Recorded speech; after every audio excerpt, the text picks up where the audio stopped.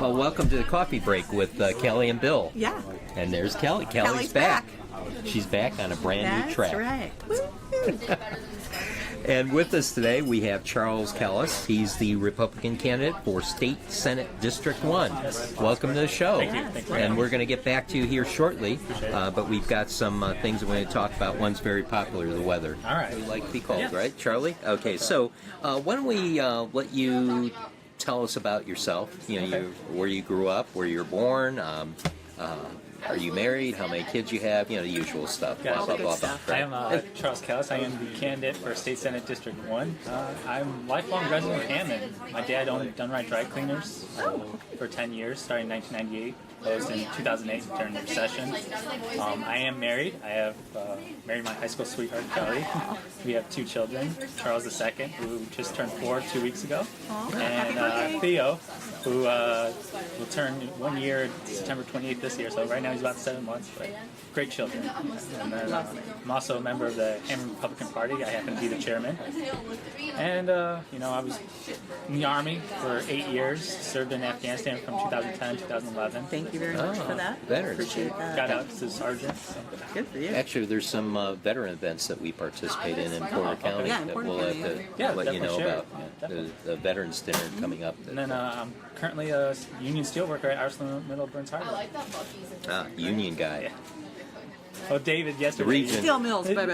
Yeah. David yesterday, he was the management aspect. I'm the union. That, there you go. Yeah, you can't have you 2 guys on the show at the same time. Right. Is that right? Yeah, union rules. So unless there's a union guy. No, me and David, we get along pretty good. Yeah, I know. Yeah, it seemed. Actually, so why don't you tell a little bit people about some of the people maybe watching who are not familiar with the district mapping? Okay, yeah. What District 1 is the Senate district of, Yes. and so because there's a representative district, and so let us know what towns and cities are in your district. Sure. So the Senate district changed in 2010 after the census. Every 10 years, the federal census comes out, so therefore they change as according to the how the population shift is.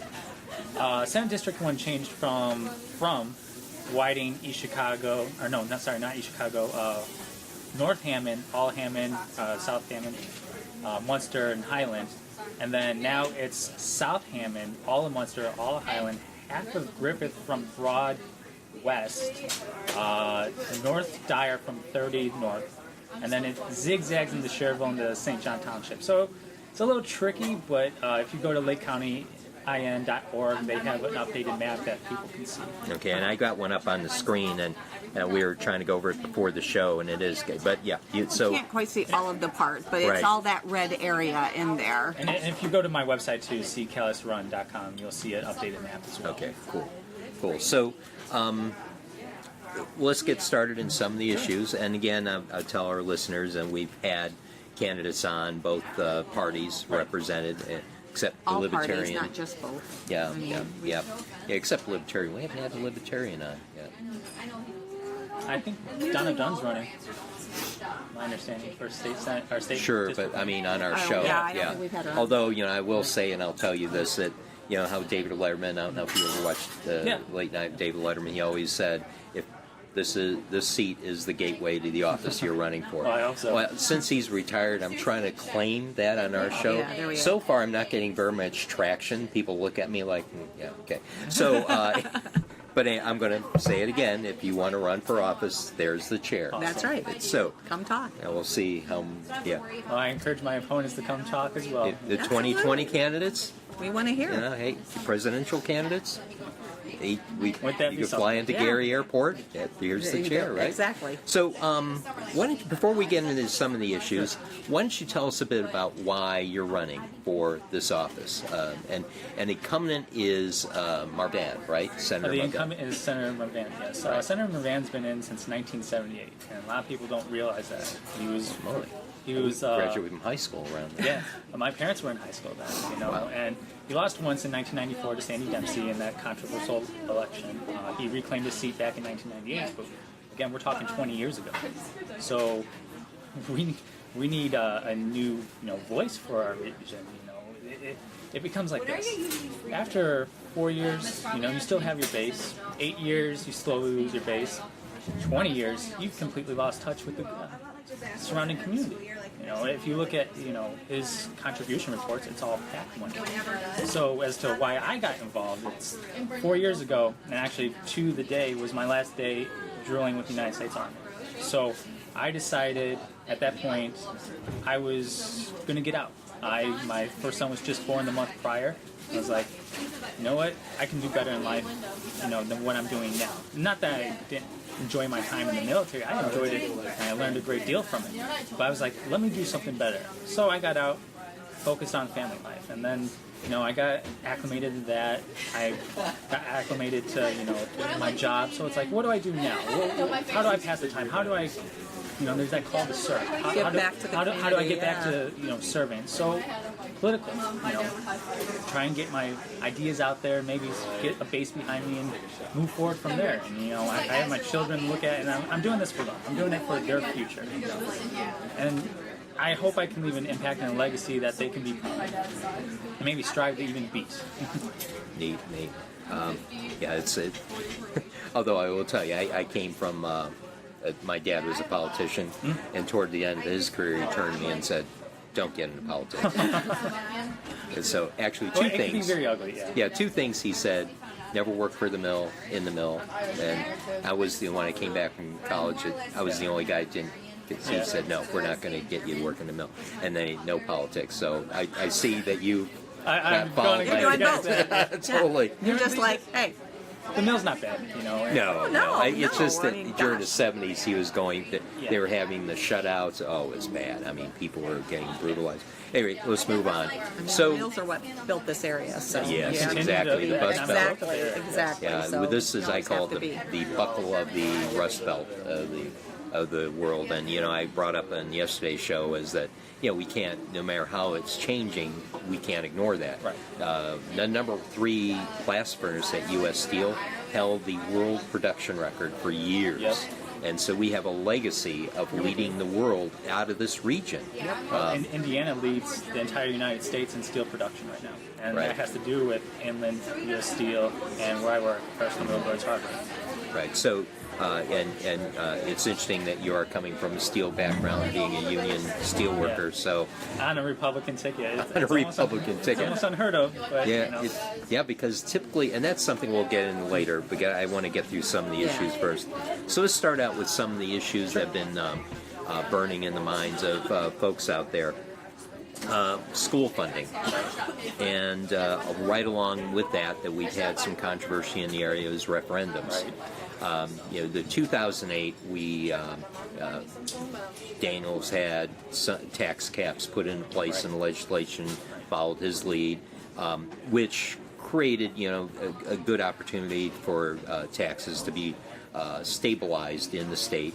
But the negative effect that it had is that concurrently, school budgets were reduced. Right. And so now it's set up a mechanism where if the school needed to go out for a special project or had to sustain itself, they had to go to referendum, Right. a tool that was set up for them to do so. Right. So if you want to speak to those two things and give us your view on school funding, school finance, and as well as referendums. Right, well, What your view- referendums, they're nothing new in a sense. I've done my homework in certain aspects, and while doing some research, Munster and Lake Central have done referendums since the 80s. So referendums are nothing new. Now, in the current legislation, it's a lifeline. Right. And let's be frank about it. It's pretty bad when a school corporation has to go to the community saying, hey, we need more money. But there's the other aspect we have to look at. The accountability of the money that they're spending. Are they spending it wisely? And in certain cases, they're not. And later on this year, I'm going to just go forward and say I will be filing a complaint with the election board as to how the Hammond School Corporation handled their election. There was some violations of the law. Some money was spent advocating for the referendum using taxpayer dollars. So are we okay with saying, hey, let's give them more money, but at the same time they're spending our money to advocate for something illegally in a sense. So, my claims aren't unfounded. I do have the proof behind that, and I don't want to, go more into elaboration of it right now. But we need to be looking at this. Are they spending the money wisely? And while we're on this topic, let me go into, again, this is a mechanism that schools are supposed to use now. Right. And it's true they have been around since the 80s, but now with the tax caps, they have become a lifeline. They're just not, a methodology that is used for an unusually large project. And we'll talk about corruption in this district. It's been noted. I think even the AG has noted that this has been the most corrupt county in the U.S. So, but with that, let's talk about that with what happened in Munster. We had two assistant and superintendent actually give themselves bonuses. And this is a school district that has gone through a referendum for the purpose of helping, fund teacher salaries and projects. So, can you speak to that? This whole level added on to that, and then the mistrust now that comes along with referendums. Well, I don't know for sure that they were given these bonuses. I'm not going to speculate as to the scope. Let the investigation conclude, and then we'll determine our how that went. But we need to be asking ourselves: are the administrators worth paying that much? We're talking $800,000 between two guys. It seems kind of a little outrageous if you ask me. That's more than the governor makes. The governor makes 111-ish, 112-ish a year. In Hammond, there's 14 school administrators that make more than him. We're saying these school administrators deserve more money than what the governor makes? It goes back to accountability.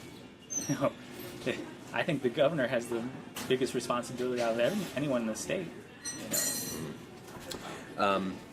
Let's move on from that and go into, actually, it's kind of linked to school, but in a different sense, school safety.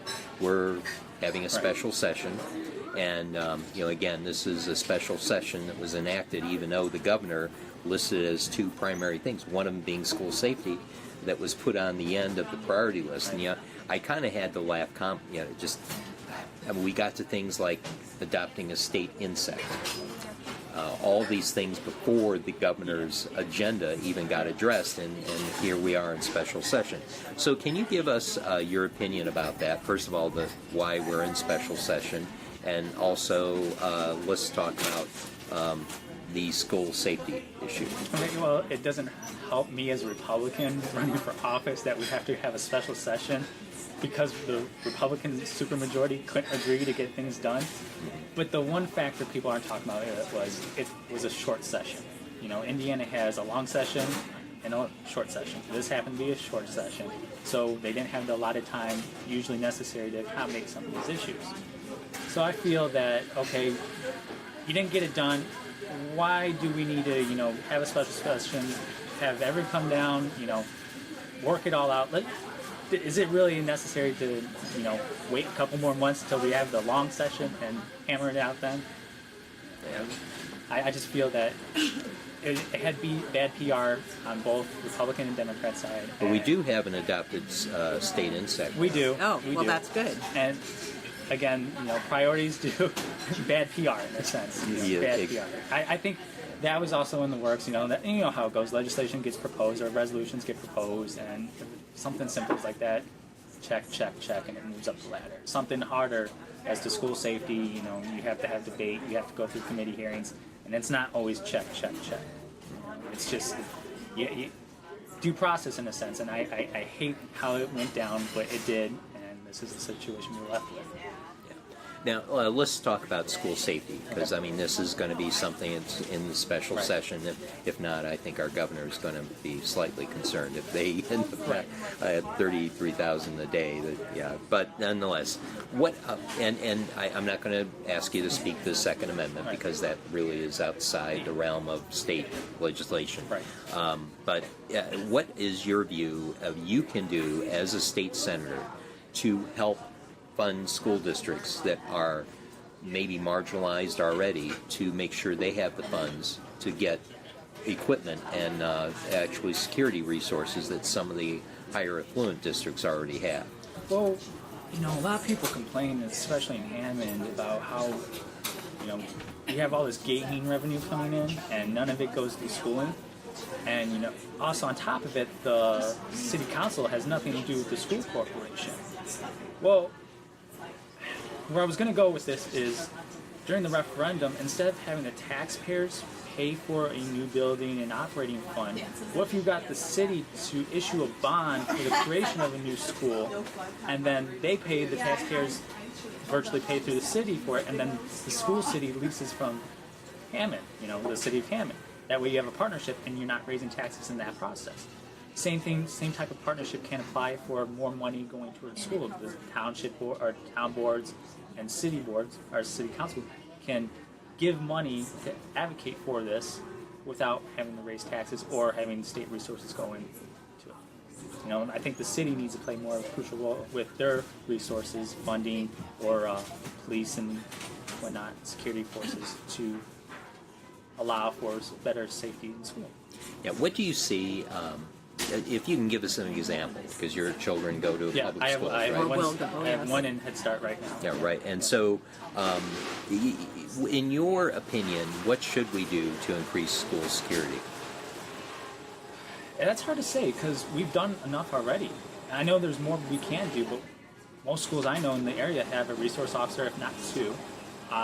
Being an OA graduate of Gavitt, I can speak firsthand, is probably the youngest candidate running that's recently graduated from the school from a school corporation in the area. And we have school resource officers, we have cameras.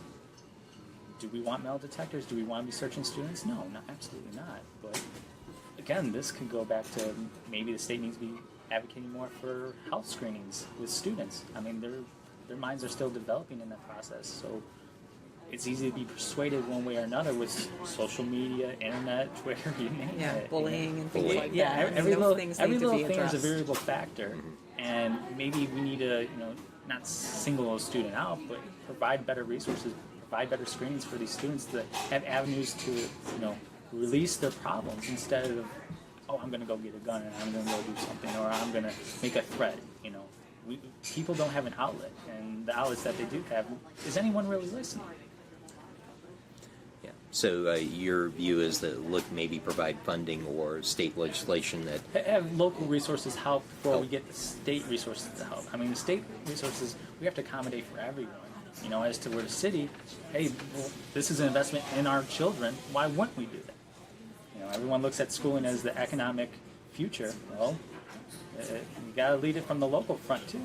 Right. Let's talk about economic development, and Okay. particularly in fact, Hammond, your hometown or home city, is doing quite a bit to lead Yes, the they are. economic development. We'll say Democratic, Republican. It doesn't matter on that front. I mean, they are doing a very good job. Yeah, he has been. I think him and Mayor Costas from Valparaiso have done a lot to lead the region. And also Highland here. We can't ignore Highland whatsoever. It's they've done some remarkable things. So can you speak what you, as the state senator, will do to work in partnership with those particular cities like Hammond to make sure that you are supporting them in their economic development? And also, while we're on it, why don't we just go and segue into the RDA? Right. And because they're supposed to be helping with economic development. So we'd like to know your opinions about the RDA and their functionality and what they do and how they do it. Okay. So let's start first of all with what you can do as a state senator to help support the communities that are striving in economic Right. development. Okay. So when it comes to economic development, a state legislator just represents the people down at the state level. So when I want to represent the people from economic development, I go to Hammond, Highlands, Munster, whatever town or city board, and I say, hey, what do you need? How can I help you? And they'll give me what they need, and then I go down to the state, and if there's a project or funding aspect that we can get more resources to their board, their economic development board, saying, and then that's the process that goes for it. So it's just me being an avenue of approach for the state. And I'm more than happy, Republican, Democrat, to help anyone in that matter. I'm not going to play, you're a Democrat or your city's controlled by a Democrat. No, I'm not going to play that. I'm not going to play partisan politics. I want to be as bipartisan as possible. I know my opponent, the incumbent, Mr. Moran, Senator Moran, has, proclaimed that new data center. I haven't heard his name attached to it, but he's claiming that he's helped been part of it. So I'll take him at his word that maybe he had a role in that down at the state that we don't know about. And that's a lot of the case. A lot of the good stuff that state reps and state senators do, it goes unnoticed most of the time. So it is what it is, but I'm willing to help out in any way I can. And so regardless if it's Democrat or Republican mayor, if it's a good idea, you're it's a on good the idea. team. Yes. And so, Yeah. all right. Okay, let's go kind of a negative route here. Okay, yes. And So the 'cause RDA, yeah. Well, yeah, the RDA. If you speak a bit about, I don't want to say negative, but let's talk about They the do have a RDA. negative Well, light. they too. do. You have to acknowledge they do have a negative light. And let's acknowledge why. They're an unchecked government board. They are not elected. So we are funding millions and millions of dollars. We're talking $3 million out of Hammond, $3 million out of East Chicago, $3 million out of Gary, $3 million out of Lake County, and $3 million out of Porter County annually to this board of unelected officials. We have to, be wary about how they spend that money, who's getting the money, special interest involved with that money, Who's benefiting? Yes. who's benefiting from that money, and how do we hold them accountable?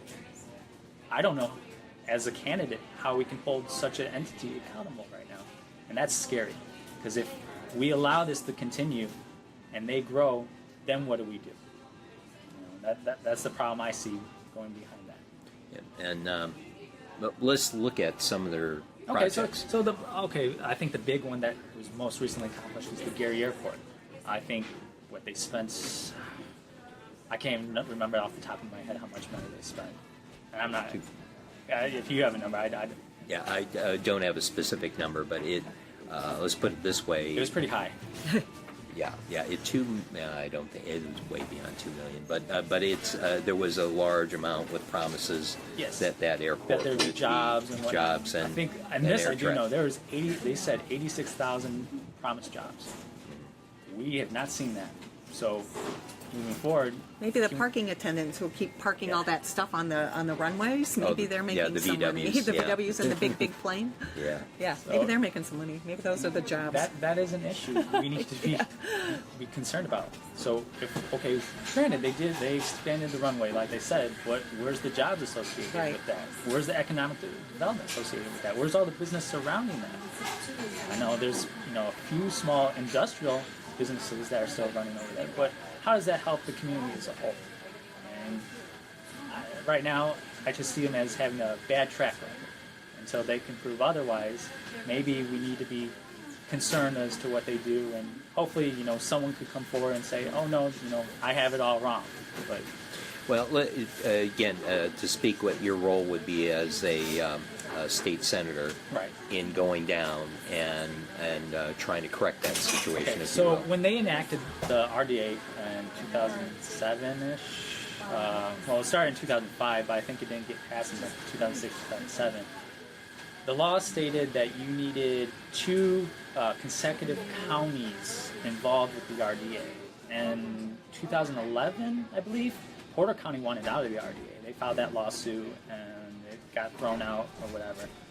There was no withdrawal process included in that legislation. So we're all stuck, in a sense, in this RDA because no one decided to say, hey, here's the format and what we need to do if you want out. So maybe someone like me needs to go down, if elected, and propose legislation or amend the legislation to include a withdrawal for either a county or city that doesn't want to participate with the RDA. And, if it gains traction and people don't want to be participant of the RDA, then so be it. It's not the end of the world. Money goes back to the communities either way. And then there's the whole accountability aspect. Yeah, right now there is none. I mean, you could go to an RDA meeting, ask a question, and they'll just ignore you. They'll just look the other way like, oh, who's that? You don't see it. And let's move on to the next item we had here, and then we'll give you an opportunity to discuss your platform and some of the things that. But again, you're representing what has been known to be the most corrupt county in the United States, unfortunately, Yes. and yet it has a history. It's almost Who's assumed, next? Yeah, who's next, and that's what's constantly getting discussed. And so, given that, one of the issues that popped up recently, you have these elected officials that have been indicted, after an FBI investigation and by the U.S. Attorney's Office, and but they still are in their seats. And it's hard to say that they're functional during that time because they have to defend It's just themselves. bad PR. I mean, I don't know Yeah. how they function. How can you go day-to-day business and have your staff or everyone just look at you and be like, Yeah. how can we trust this guy? Well, it's not even, but what we want to talk to you about is not so much the trust, because obviously there's an issue there, but the functionality of that person. And and we're going through the same thing in Porter County. I'm no longer in Porter County, but with Mayor Schneider, and then here we have obviously some other officials that are being looked at. But what would your opinion? What do we do during that period of time? The indictment is handed down, and of course they have to have their hearing and so on, and they're still due their day in court. So Right. we can't. But what do you feel about that process? A quick correction would be proposed legislation to say, hey, if you are, indicted under charges or you can't say investigated, but indicted. If you're charged with a crime, misdemeanor, felony, regardless, that you need to take a leave of absence and go, step aside and let government continue to run without you. Now, the question becomes: do they get paid? Do they not get paid? We were talking earlier about it. Do you have an escrow that you put their salary in? Yeah, that's a good idea. Have their salary in escrow. If they're found not guilty, they get refunded that amount. If not, it goes back to the taxpayers. And it's a win-win both situation, and liability-wise as well.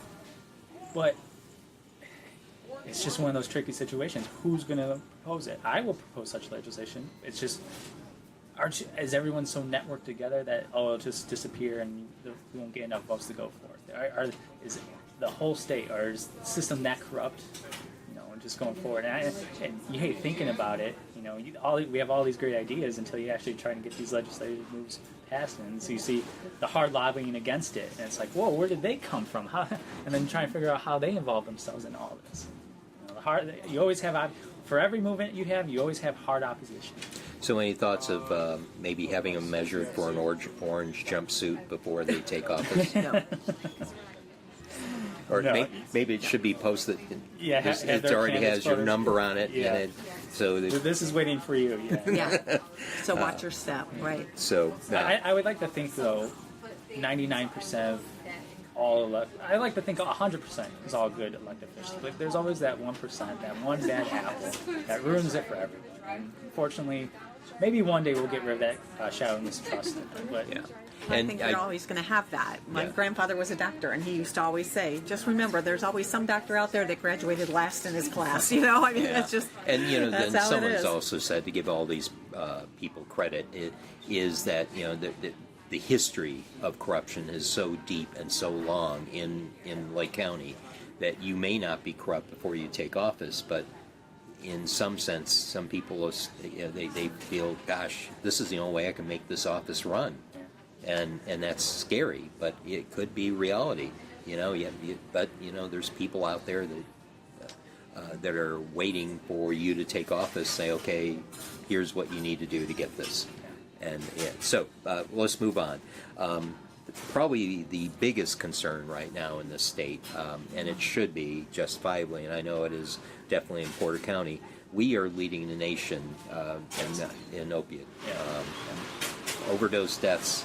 I think we're like second or third. We're up at the top 10%. It's bad, yes. It's bad. And in this region, particularly, Porter County is like second in the state right now. Lake counties and LaPorte County are not too far behind. In fact, LaPorte is seeing an upswing. So can you speak if you're elected as the the state senator, what can you do to go down state during the sessions, and is there any particular legislation that you are thinking about, or anything to help curb this epidemic that we're going through? Well, I do see it, and I see it through the eyes of my wife, who's a nurse at St. Margaret's.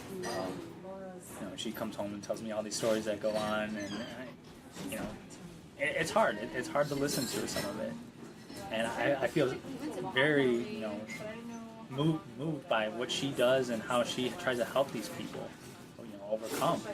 But we need to face the hard reality. What are we going to do about it? I think My opponents, their first response is to say, "Oh, we have a $2 billion budget, reserve budget. We need to be spending that money on it." You're right. We could be spending some of that money on it, but let's not act premature to it either. And doing what with it, too? Is spending the best option we have? No, spending is not always the best option. Remember, we have this rainy day fund for a reason. The economy starts going down. We need to spend. We have so many social programs that we need to be funding. Government needs to be funded. It was only 10 years ago we had a recession, and we came out on the better end of it. If you look at our neighbors to the west, not so much. They're struggling with their state economy. So, back to the opioid crisis. The governor just enacted 3 pieces of legislation. He just signed into law about better accountability, prescription. How do we handle the prescription cost to it? And then I think corner reports as to dealing with overdoses. Let's see if the legislation that we've just now passed actually works. I mean, everyone's always hunting the same issue, but we have all these legislative bills that have passed. Does anyone go back and look at them and see that they're actually working? Does anyone go back and say, hey, let's make a little change to see if this works now? So we have something. Are you talking about accountability for government? Yeah, well, back at my level, exactly. We have all these bills. Let's look at them. Okay, that wasn't working. How can we better modify it to? It's always going back and reevaluating. Yeah, that's. So I actually brought up a thing in that part of legislation is coroner reports on toxology. Yes. We, on a show that I co-host back in Valparaiso, Recovery Radio, we had someone from the AmeriCorps on that had a grant to go through and look at all the data within the state. The scary part about it is that after that show, I got the feeling we're under-reporting because there are coroners in the state of Indiana who are struggling to get the toxicology reports done. Now, like Porter County, Chuck Harris, that guy is, he's shouldered a burden that is unbelievable. And I know Brian here in Lake County is the same thing. And the concern isn't there, but evidently in some of the smaller counties and rural areas, they don't have the capability of getting these toxicology reports out in the time that it takes. And I would assume that there's backlog in those things as well, just like with the rape. Is that due to budgeting, or is that? Budget partially, or just and again, this is a county issue, not a state issue. Right, but still. But county budgets and the allocation and. Well, now that the governor's enacted legislation for these corners, that falls on the state to help them out. In a sense. So we'll see how that happens. And that goes in the new legislative session coming up. It will be a budget year. Yeah. So. But the thing is, and it's not to make any particular statement about it, but. Just to make a statement that the numbers we're seeing could be severely underreported because of that. Way higher than we already know, and they're already tremendously high. That is scary. That's alarming. It is. So, actually, that's what that was, coroner report. Well, there you go. Can't even read his own writing, people. I'm just saying. I don't know what she puts up with a lot.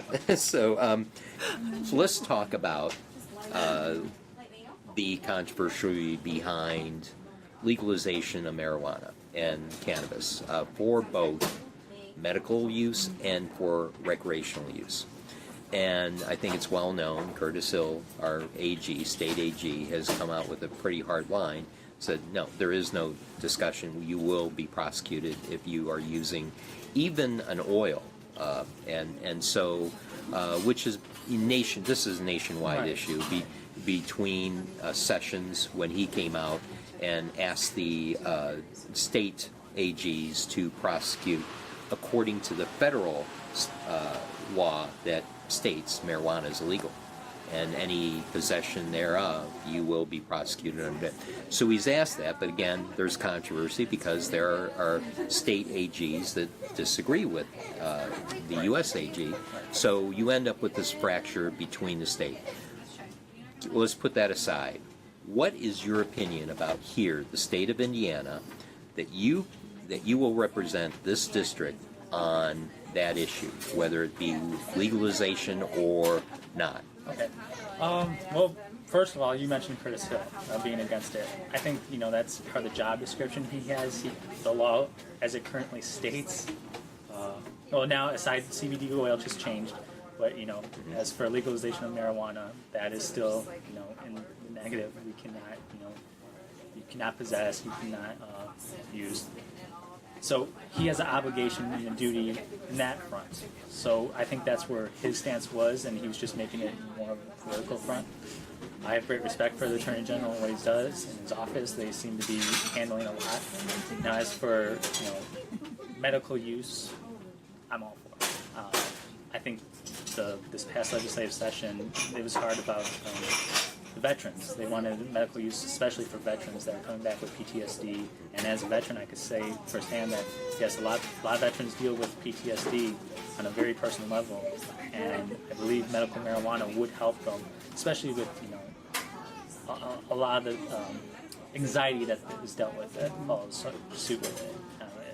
If you think about it, a lot of teens, early teenagers, they deal with a lot of anxiety, and that just develops through the years, and then you go forth, and it's like when you're an adult, how do you deal with anxiety if you couldn't treat it as a teen? And then people resort to smoking, drinking. Well, is marijuana that much different than those two functions? So I think I'm for legalization of marijuana, and that's hard as a Republican saying that. Will I get opposition? Of course I'll get opposition, but I've never smoked a day in my life. Cigarettes, marijuana, and anything. And I'm looking at it from an outside perspective that how is marijuana hurting any more than alcohol? How is marijuana hurting any more than tobacco products? I think I hear what you're saying, but just for our listeners, I want to make sure we tune in for them. So what I hear you saying is definitely legalization for medical use. Yes. But recreational use, what is your stance on that? Recreational use, we need to talk about it, about maybe how to implement a system that works. Colorado, Oregon, the other states are making killings off of revenue from sales of recreational use of marijuana. Can Indiana do the same? Absolutely. We have a higher population. If they're making billions of dollars off of it, Indiana could be doing the same thing. They have a system in place where people can use responsibly. There's a steady stream of tax revenue coming from it. Not that I want to impose a new tax or anything, right. But it's benefiting those states by doing so. And then we're seeing crime go down in those states. We're having medical, people's medical states of minds. Insurance companies aren't spending as much because people aren't in the hospital as much. We have to think, maybe because marijuana is actually helping some of these people. I know people with fibromyalgia who have it in other states where it is legal for them to use it for medical reasons, and let's be honest. Patients. Let's be honest about it. Just because it's not illegal, or because it's illegal, people are still using it. Oh, absolutely. So why would we continue this negligence looking the other way when we could just say, hey, go ahead, let's do this. We live in a new age. I think it's time we break that barrier and move forward. Yeah, and I think that kind of wraps up the major issues that we wanted to bring up with you and let our listeners get an idea of what your platform is. Why don't we turn it over to you and let you discuss and maybe bring up some items that we didn't have, what your platform is and how you intend, if you're elected, representing this district. Well, my platform is simple. Accountability. We don't have much of it. A lot of people just look the other way, and it's very unfortunate. And I just want to, bring new accountability to not only, the area, but amongst elected officials. Put them in question, bring out, why they're doing the things they're doing, whether it's special interest or not.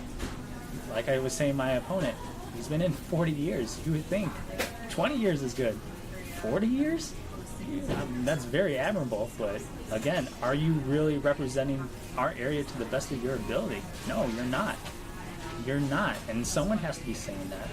He likes to use the word fight. Who are we fighting? We need to be working together for a better future, and the future is my children.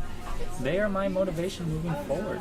They're the reason I want to do this. I want to help their generation, and you have to take that. You've done a career in it, not a long career, but you've done a career, and bring it, and then at that point you can move on. Now, do we say 20 years state senate and then 20 years state rep? No. We need 20 years public service. If you're not moving up the ladder by then, to state auditor, state treasurer, secretary of state, or some department head, or lieutenant governor. If you're not aspiring to do better, then you deal with the consequences of your career choice. I mean, I would like to think that we all strive to do better than what we're doing. If you're staying stagnant in one position, that doesn't help anyone. So, is there anything else you want to discuss? I mean, you were pretty straightforward as to local issues, and I appreciate that. A lot of people like to veer off and Second Amendment this, and it's like, it's a federal issue. That's a federal issue, correct. We've got Facebook Live going on now, although I kind of warned you. Unfortunately, here it's. We love it here. Don't get me wrong, but the internet is a little wonky. So maybe that should be my first project for working with the Highland economic development. Exactly. Better internet and actually, there's fiber optics, if I understand, being installed in the area by NITCO. So. I can take utilization of that. Well, as I was saying, though, Highland downtown area, you seem to get no service. It's like, what's going on here? Right. It's a little wonky. Right. It is. And I'll before we leave you, I'll put a call out for questions. But last night I did that, and it was all about Kelly. Here we're interviewing a U.S. rep, candidate for U.S. rep, and they ask about Kelly. They all Star of the show. Kelly. She is. She is. In fact, she's going to have to sing. She's got a request to sing a couple of songs. So I'm going to sing one. You can stick around for this. She's a professional actor and a beautiful singer and beautiful woman, by the way. Yeah. Okay. Whatever. You're not going to return? No. Everybody knows you're handsome, so. Yeah. Right. Yeah. Okay. Let's not make this about us. All right. So Steve Kronk. Yes. Has requested some songs. Well, I'm just singing one, and it's going to be to say goodbye. So let me know when we're exactly finished. All right, we'll get there and pretty soon. Charles, we appreciate you coming on, Yes, thank you very much. I hope we covered all the issues that you wanted to have covered. And again, I want to urge our listening audience out there: we are very apolitical, and then we take these seats, we become more apolitical. We put that stick in a neutral.